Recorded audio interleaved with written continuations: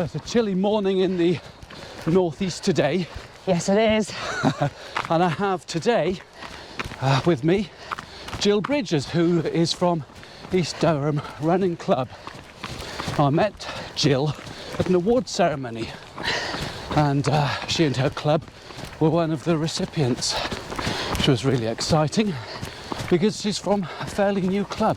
So, nice to meet you, Jill. Nice to meet you, Simon. Yes, Nice so to see you again. This is the first time we've been for a run together, ever. It is. And we may get lost, but let's make a start. I'm starting by going through a gate.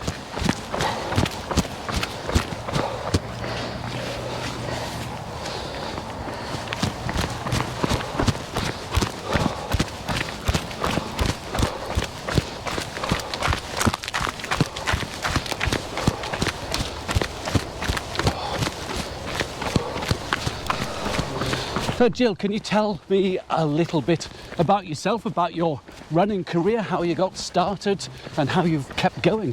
Absolutely. So the running career started by accident, really. I was determined a number of years before I started running properly to get fit and active. And my husband started running before me. And I remember he took me out for just a 2 mile kind of out and back locally. Way off this way.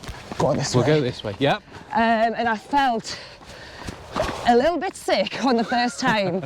And about a year or so after that, I signed up for one of those white collar boxing matches. Have you heard of them? I have, yes. Yeah, so I signed up for one of those.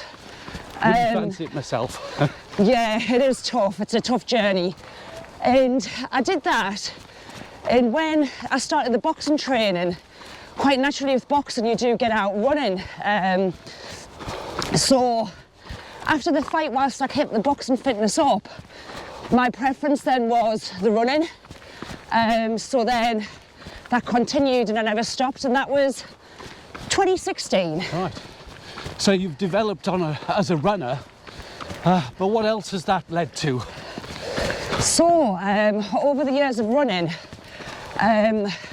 through developing myself, I organically started to run with other people, and I found that I was able to mentor them and support them in their running. Yeah. So I naturally progressed into being a run leader in a different club a number of years ago. And from there, I decided to open my own running club, really to essentially plug the gap between traditional clubs and to look after people who weren't striving to be massively fast or maybe felt a little bit nervous about running and needed a little bit more support. Yeah. So that's when East Durham Running Club was born. Right, okay. And so have you taken your coaching journey any further, or are you still a run leader? No, I was in Lerth a number of years ago, and then 2021 I went through my coaching qualification. Right. I've also done a lot of... So that's a coach in running fitness? Coaching running fitness, absolutely, Simon, that's right, yeah. And I've also done a lot of fell running, so I'm hoping to do some more kind of outdoor fell running qualifications as well. Okay, that's great. I think that certainly from my own coaching perspective, the more you know, the better. Absolutely. And you don't know what you're missing out until you learn it, do you? That's it, exactly. It's all And good if you want to help, experience. if you want to help people, knowledge is important. Yes. Yeah. Okay, brilliant. So that's also part of your career, helping people. So what are you up to with that now? So with my career moving forward, I've had a bit of a change in career, to be honest. Yeah. I'd worked in the business advisory sector for a number of years, but now I'm going through a career change and I'm going to be a social worker. Okay. Yeah. Yeah, rewarding. Absolutely. Hard. Yes, hard work, but definitely rewarding, yeah. So you can use your running to help keep you sane. Well, hopefully, yeah. And I think a lot of us do that, don't we? Running is just part of us. It's a thread that runs through us all. Yeah, once It you does start. help with stress and anxiety. Yeah. And it is a good tonic.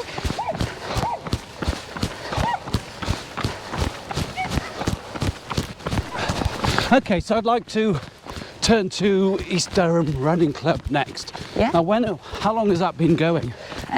We set that up, well, I set it up in July 2022. Okay, so it's pretty new. It's, yeah, pretty new.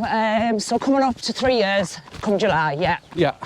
Okay, and you talked a little bit about what you wanted to achieve with it, but, or should I say, why you set it up. Yeah. But what is it you want to do going forward with it? I mean, are you entering into track and field events? Are you doing racing at all? Are you doing the cross-country season?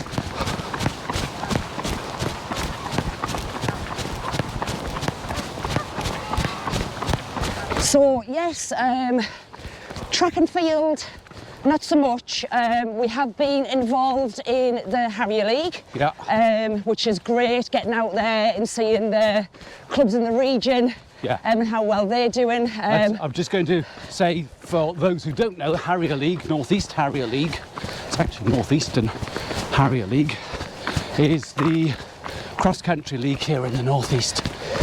It is. It has been very popular. Blighted a little with the weather, hasn't it, lately? Oh, yeah. So we have had a couple of people out racing.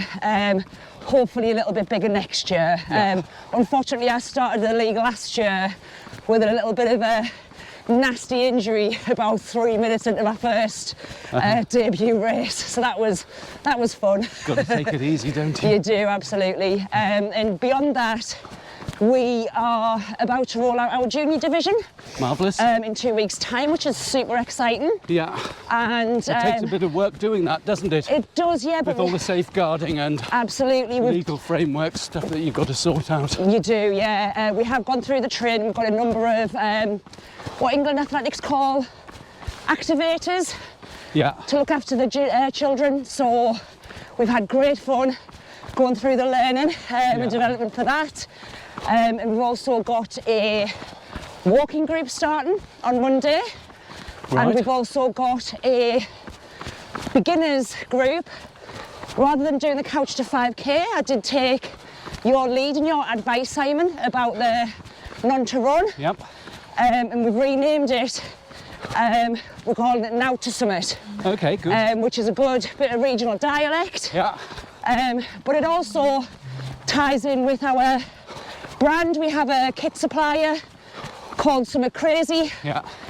So the Summit ties in with both the beginners group and the kit that we wear, which is awesome. Okay, well, I'm glad I've inspired you. Yes, you certainly did.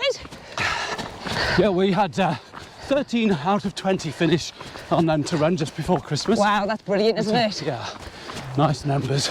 Yeah, it's great to get the to keep them going. I have looked at the actual programme and it seems much more manageable. Yeah. Rather than the big leap in the middle. Yeah. That the couch to 5k. Oh, couch to 5k is a fantastic programme. It is. Really, really good. So. It is. It's brilliant. But it's nice to try something different. Well, it's nice to have alternatives and so on that works for some people where they might struggle elsewhere. Exactly. Yeah. Yeah. Okay. Good. So. Building numbers in your club, I guess? We are, absolutely. What is it that draws people in? We believe it's the focus on kind of the community spirit, the community heritage, about helping people overcome obstacles.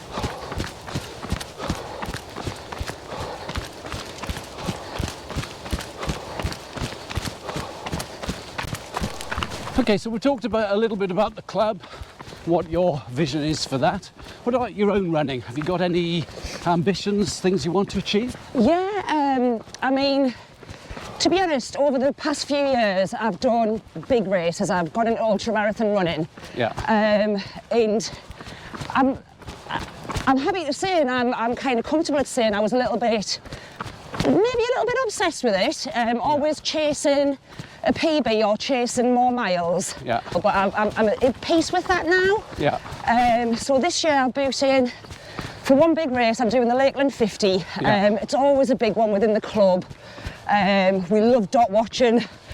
We love seeing how people get on, and it's got a really nice cut off. You've got 24 hours to get around the 50 miles. So I'm in for that one. Yeah. And I've started doing a bit of obstacle course racing. Okay. So I've done the Total Warrior Ultra Yeah. last year, so I did 22 miles Yeah. with around about 90 obstacles, and I'm back in for that this year. I am mindful that I'm doing a degree now, Yeah. so training won't make a backseat, but it won't look like what it used to look like. Yeah. Yeah. But ambition's just to keep running, keep supporting other runners, and hopefully one nice big race a year. As this is a desert island track, and as you know, I believe music plays a big part for most runners in their running, one way or another. So can you tell me what your choice is and why it inspires you? Yeah, so my track, I did have to think about this a little bit, Simon, but my track is a song called Head Home by a band called Midlake. Right. And when you listen to the song and if you listen to the lyrics, it's really quite humble. Yeah. It's really quite, it strips things back to basics. So it talks about having a day of honest work, Yeah. and a roof that never leaks. And then it resounds with me because on playlists when I've done big miles for ultra training, Yeah. it often pops on. And because it on repeat says, I think I'll head home. Yeah. That's in my head, that's where I'm going now. I'm going to head home, but after I've done the honest work and after I've got out there and done the graft. Yeah. So it's a really good, I think it's kind of folk sort of style track. Yeah. It's always been a good one that I like to listen to, and I always feel relaxed when I listen to it as well. Okay. Because it is so humble. So that's good. So let's have a listen to it now. Can you introduce it again? Yes, so this is Head Home by Midlake.